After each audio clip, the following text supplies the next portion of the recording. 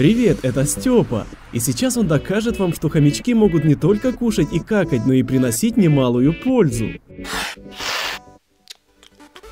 Для начала нам понадобится беговое колесо для хомячка и кусочек фанеры с отверстием под диаметр крепления колеса. С помощью термоклея вертикально закрепляем фанеру на куске обычной доски. Теперь ставим колесо на место и проверяем, как оно крутится. Дальше нам понадобится дешевый фонарик, который работает от одной пальчиковой батарейки. Это важно. Также надо найти небольшой моторчик примерно вот таких размеров. Его можно достать из старой игрушки. Раскручиваем фонарик и достаем внутренности. Там должен быть светодиод и детали для преобразования напряжения. Теперь нужно взять толстый пластик и отрезать от него кусочек примерно вот таких размеров.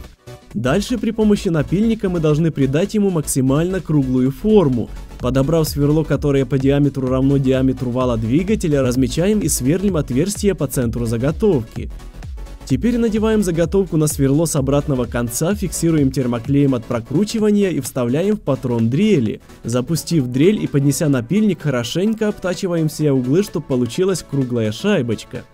Дальше берем нож и, используя его в роли резца, протачиваем на шайбе достаточно глубокую канавку, чтобы в итоге у нас получился вот такой маленький шкив. Теперь берем внутренности фонаря и, соблюдая полярность, припаиваем выводы для батарейки к двигателю.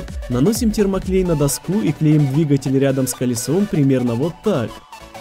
Дальше нам понадобится обычная резинка, из конца которой мы вытягиваем еще более мелкую резинку. Прикидываем расстояние, отрезаем и завязываем узелок на концах резинки. Осталось надеть резинку на колесо и шкив двигателя, и все готово. Прокручивая колесо, оно будет передавать крутящий момент на двигатель, а тот будет вырабатывать электричество и питать нашу лампочку.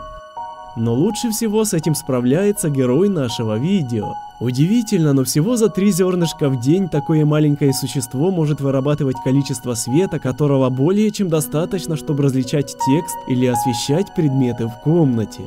Несмотря на кажущуюся простоту, для достижения даже такого результата было потрачено несколько дней проб и ошибок, и мы будем благодарны, если ты поделишься этим видео с друзьями.